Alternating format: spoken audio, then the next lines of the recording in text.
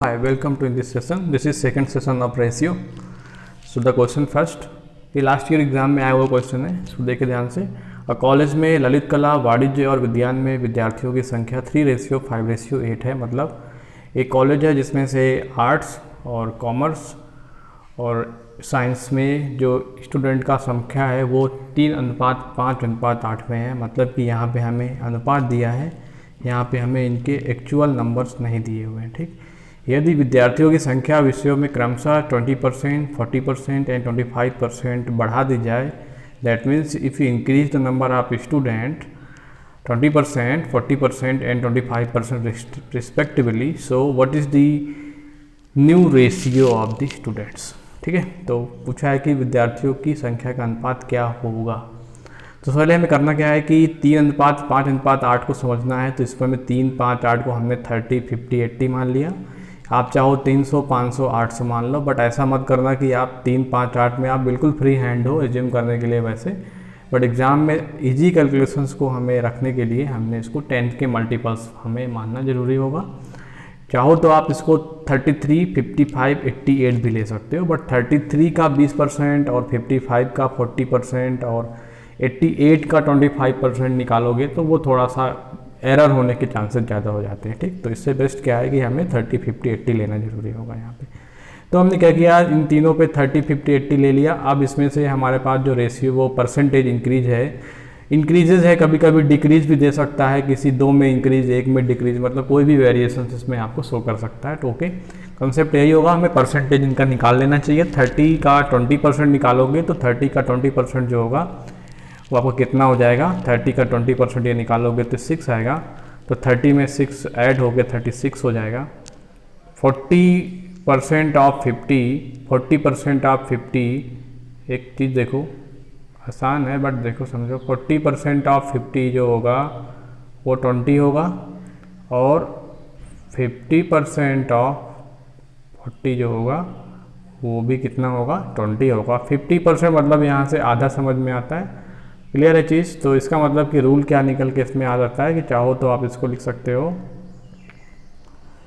A%, ऐसे देखो, A% of B is same as equal to बराबर होगा B% ऑफ A। ठीक है, तो ये आप रूल लगा सकते हो। सो दिस इज 20, सो ये 20 आ चुका है हमारे पास। दिस कम्स भी 20, तो 50 + 20 70 एंड 25% ऑफ 80, सो 25% होता है 1/4। तो 1/4 किसका निकालना है हमें, 80 का निकालना। आप इसको मैनुअली निकाल सकते हो, कोई इसमें पेन चलाने की ज़रूरत नहीं पड़ने वाली आपको। तो ये आपका निकलेगा 20, सो 80 + 20 दैट्स कम टू बी 100। तो हमारे पास नंबर जो आगे वो आगे 36, 70 एंड 100। तो यही हमारे न्यू नंबर्स होंगे। अब इनका रेशियो हमें चाहिए, तो 36, 70 और 100 का जो रेशियो होगा, तो इसमें हम देखेंगे पहले तो सारे नंबर हमारे इवन नंबर हैं। तो इवन नंबर हैं तो दे आर डिविजिबल बाई 2, तो हमने 2 से डिवाइड कर दिया। तो आई गॉट 18, 35 एंड 50। तो अब देखा कि क्या इसमें फर्दर कुछ कॉमन है, तो नहीं कुछ कॉमन दिख रहा है। तो यही हमारा सिंपल रेशियो होगा, 18:35:50। नेक्स्ट क्वेश्चन, एक कंपनी के मैनेजर और कर्मचारियों का अनुपात 3:5 है। जब 21 न्यू कर्मचारी और आ जाएं, दैट मीन्स 21 न्यू कर्मचारी ऐड हो जाते हैं, तो अनुपात 3:8 हो जाता है। तो कंपनी में कितने मैनेजर हैं। ठीक है, तो मैनेजर की संख्या निकालनी है हमें। तो पहली चीज़ तो हमें गिवन क्या है, इसमें मैनेजर और कर्मचारियों का अनुपात दिया है। कितना दिया है, 3:5। तो जब भी रेशियो दिया होता है तो हम लोग उसमें क्या करते हैं, इक्वेशन जब भी बनानी होती है इस तरह की, तो हम लोग वहाँ पे एक कांस्टेंट, मतलब एक कांस्टेंट मान लेते हैं उसके साथ में, क्योंकि हमें पता नहीं है कि अगर कोई चीज़ 3:5 में है तो वो क्या है। 3:5 में तो कुछ भी हो सकता है, 3 और 5 खुद 3:5 में हो सकता है। 30 और 50 को लिख सकते हो, ये भी 3:5 देखो 0 0 काट सकते हो, या आप 300 या 500 ये भी मान सकते हो, या आप 33 और 55 ये भी मान सकते हो, कुछ भी मान सकते हो। ठीक है, तो इसमें क्या है कि हमें नहीं पता अभी क्या है, तो क्योंकि हमें यहाँ पे क्या करना, कंपनी में मैनेजर की संख्या एक्चुअल बतानी है, नंबर्स बताने ही पड़ेंगे कितने संख्या में हैं ये लोग। तो हमें करना क्या है कि इसको हमने मान लिया 3, इसके साथ में एक कांस्टेंट दे दिया 3K, और एक तो अगर 3K होगा तो दूसरा वाला 5K हो जाएगा। ठीक, तो अब हमें यहाँ पे K की वैल्यू निकालनी होगी। इतना क्लियर है। तो तो 3K और 5K ले लिया। अब 21 न्यू कर्मचारी जुड़ गए, तो अभी मैनेजर तो 3K होंगे लेकिन कर्मचारी कितने होंगे, 5K प्लस 21 हो जाएंगे। तो अब कह रहा है कि ऐसा करने से हमारा जो रेशियो आ जाएगा, और नया रेशियो जो बिल्डअप हो जाएगा 3:8 हो जाएगा। कहने का मतलब क्या हुआ, 3K हो गए हमारे मैनेजर और 5K प्लस 21 हो गए हमारे कर्मचारी। तो इन दोनों का जो अब अनुपात होगा, रेशियो होगा, वो कितना हो जाएगा, 3:8 हो जाएगा, 3:8 हो जाएगा। मतलब दिस इज इक्वल टू 3/8। ठीक है, तो इसको क्रॉस मल्टीप्लाई कर लेंगे।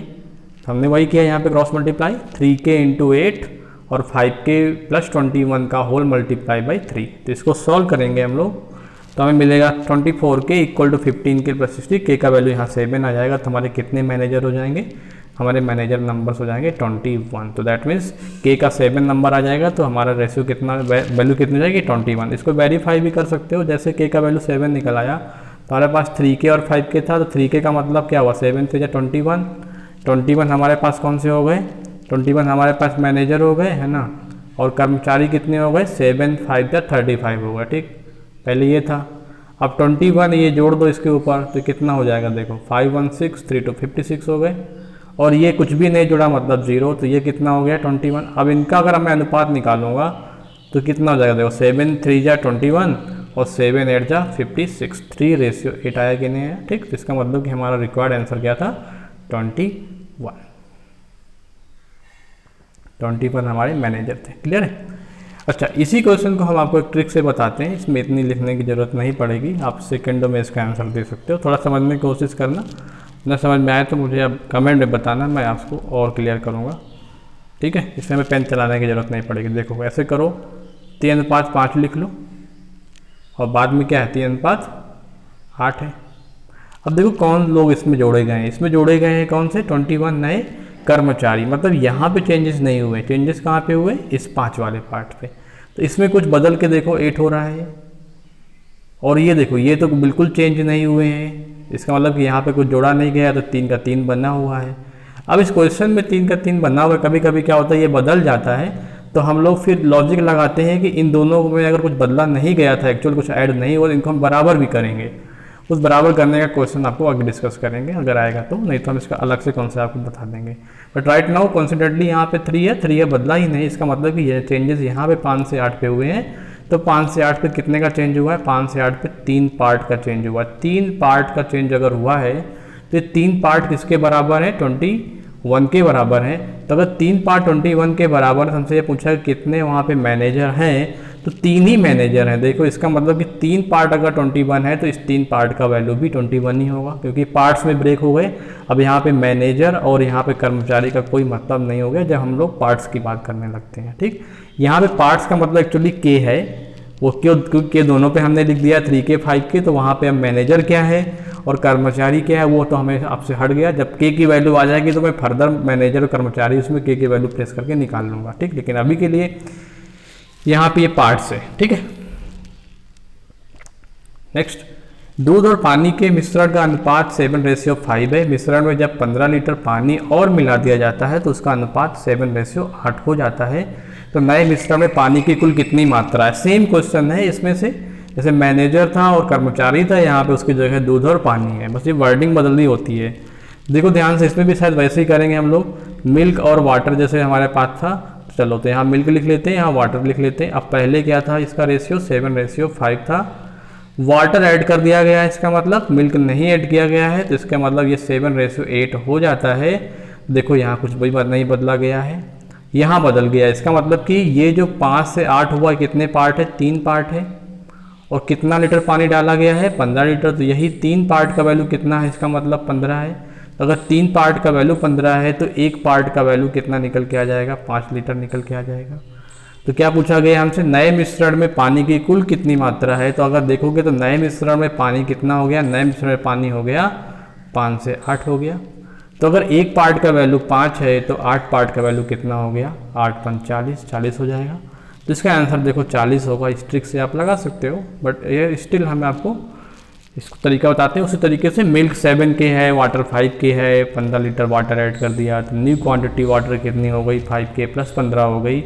तो इसका मतलब क्या हुआ कि इसकी क्वेश्चन कैसे आप बनाओगे, पहले आपका 7K था और 5K में आपने 15 लीटर पानी डाल दिया, जिससे अब इसका नया रेशियो जो बनेगा वो बनेगा 7:8। इसको क्रॉस मल्टीप्लाई कराएंगे हम लोग ऐसे करके, तो हमें यहाँ पे K का वैल्यू मिल जाता है 5, और K का वैल्यू जैसे ही 5 मिलेगा तो मुझे पता है कि मेरे पास अब कितना क्वांटिटी वाटर का हो गया है। तो आप कहोगे 5K + 15 हो गया है, इसका मतलब क्या हुआ, 5K + 15 हो गया, तो 5 × 5 25 और +15 कितना न्यू पूछा गया है, तो कितना हो जाएगा 40। नए मिश्रण में पूछा गया, ध्यान से पढ़ना, ठीक।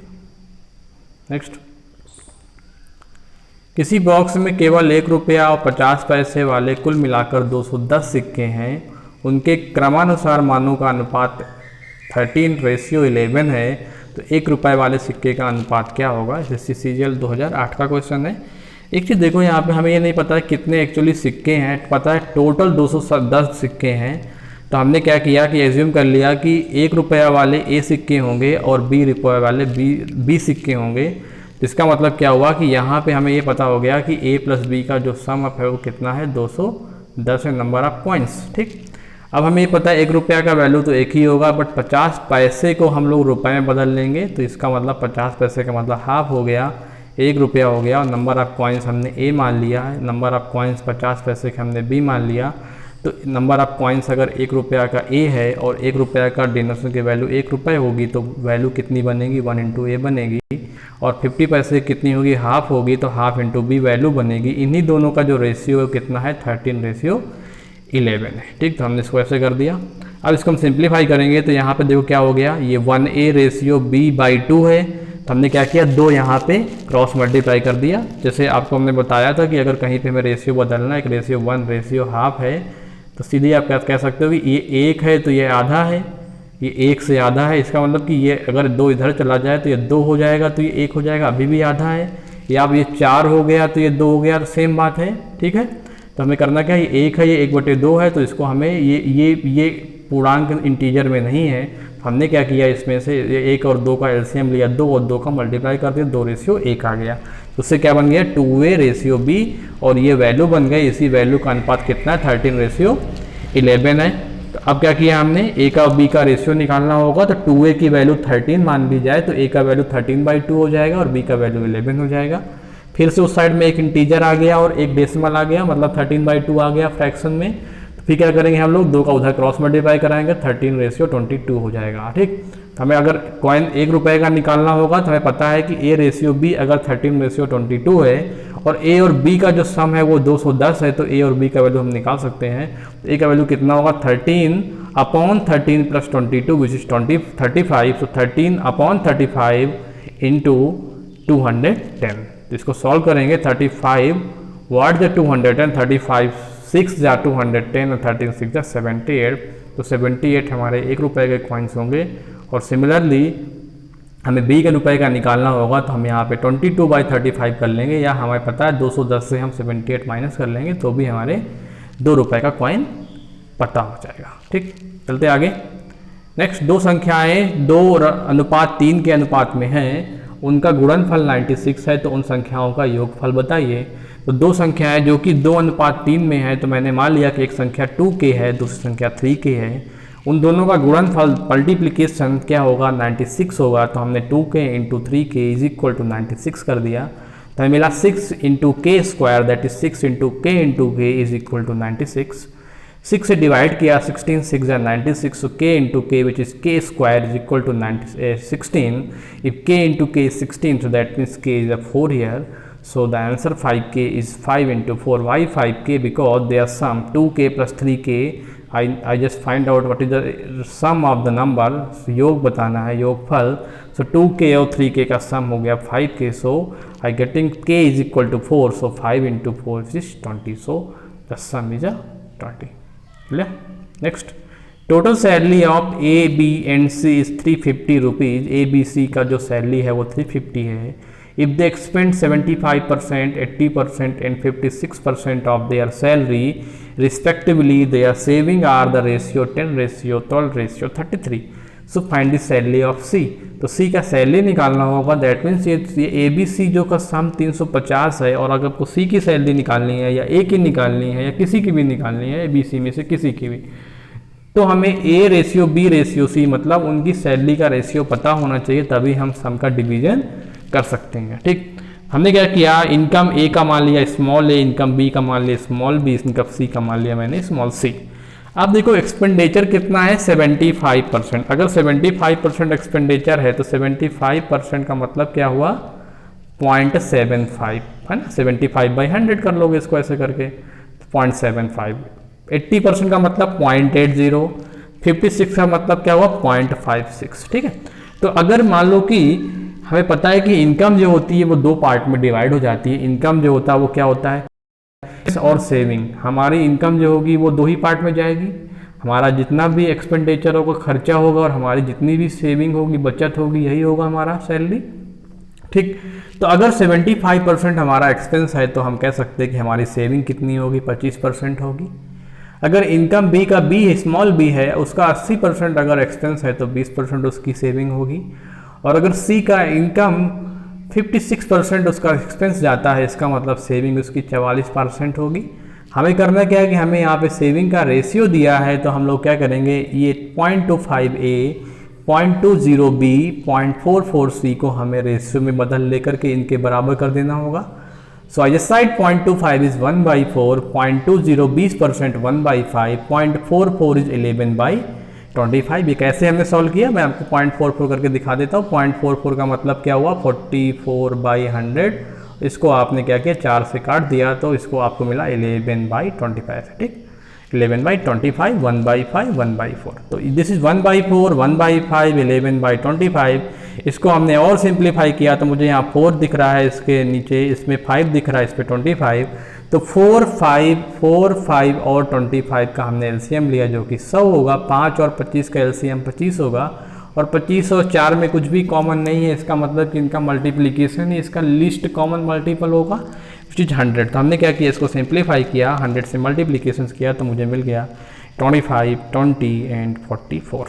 ठीक, तो अब 25, 20, 44 को हमने उनकी इनकम से मल्टीप्लाई कर दिया तो ये मिल गया मुझे A 25% of A, 20% of B, 44% of C, which is ratio 10:12 ratio 33। So A B C का वैल्यू मैंने निकाला तो ए निकला हमारा 10/25, बी निकला 12/20, सी निकला 33/44। इसको और सिंप्लीफाई करूँगा तो मिलेगा 2/5, 4 3 12, 4 5 20, 3/5, 11 3 33, 11 4 44, 3/4।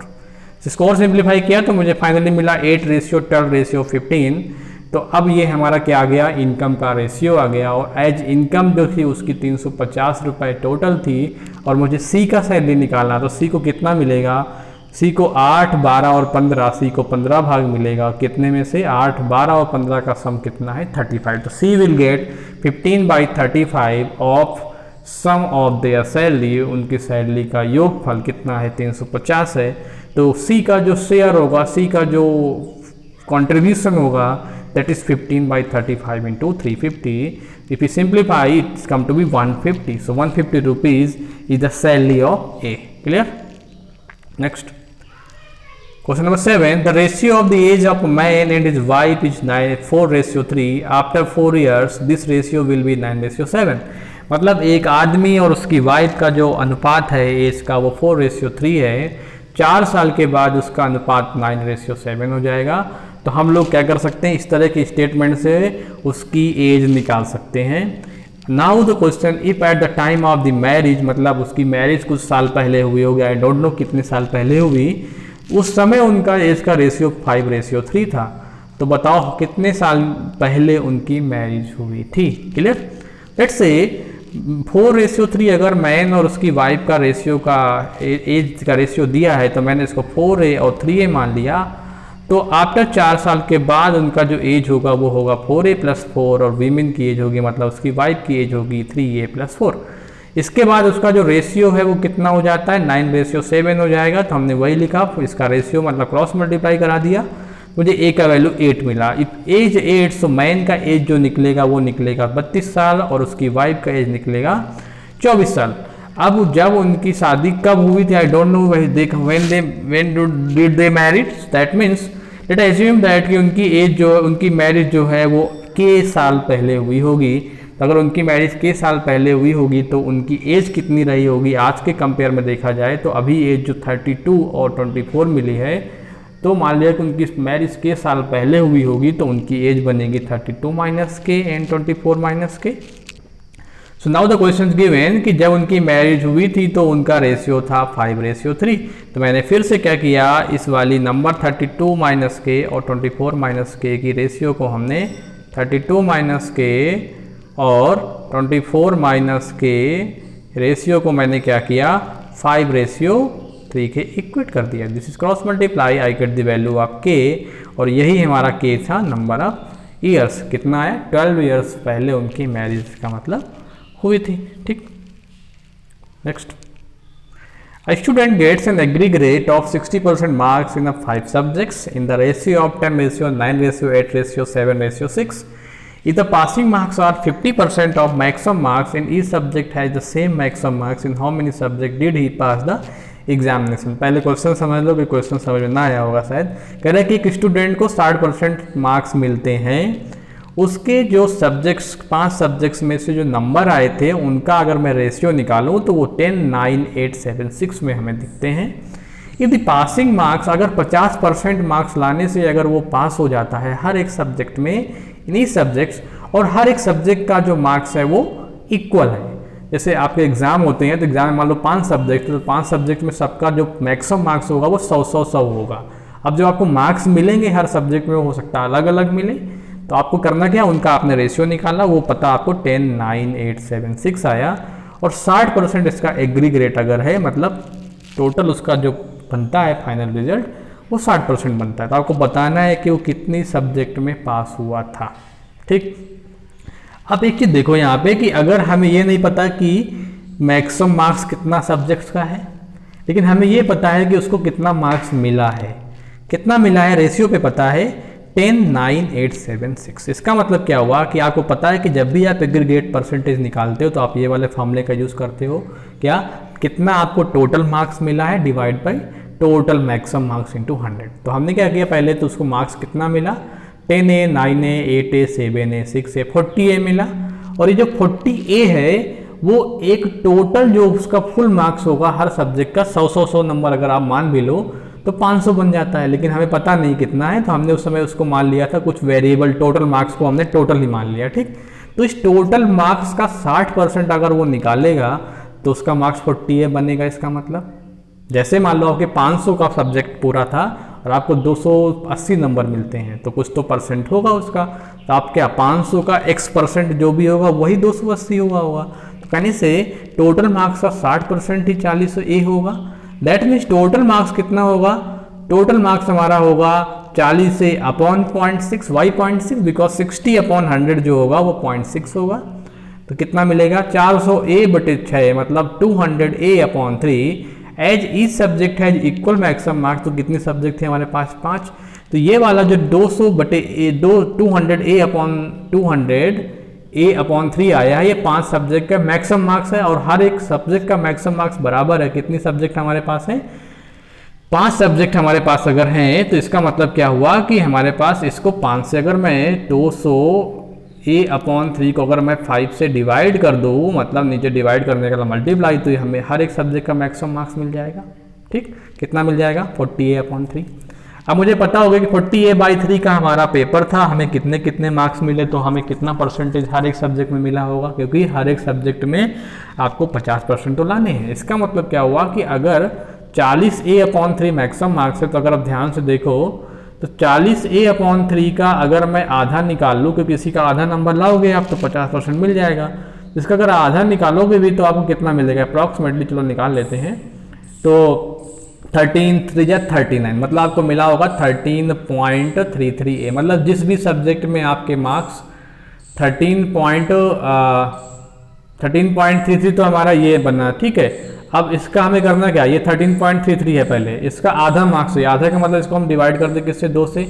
इसको मैं 2 से अगर डिवाइड कर देता हूँ तो मुझे कितना मिलेगा यहाँ पे 2 6 12 और अगर मैं 13 ही मान लो तो 6.5 मिलता है। मतलब आपका मार्क्स अगर जिस सब्जेक्ट में 6.5 से ज़्यादा होगा उसमें आप 50% मार्क्स लाए हो।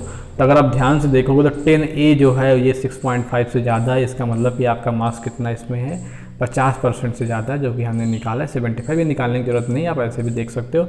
9A वाला भी 50 से होगा, 8A वाला भी 50 से होगा, 7A वाला भी 50 से होगा, लेकिन जो 6A वाला जो मार्क्स होगा वो 50% से कम होगा। इसका मतलब क्या हुआ कि वो केवल 10 वाले 10A वाले में 50% हो गया, 9A वाले में हो गया, 8A वाले में हो गया और 7A वाले में 50% से ज़्यादा हो गया। 6A वाले मार्क्स उसका 45% बनता है। तो he passed in a 4 subject, he fail in a 1 subject here. Clear? Next, the cost of diamond varied directly as the square of its weight once the diamond broke into 4 pieces with the weight of the ratio 1:3:4. When the piece were sold at, the merchant got 70,000 loss.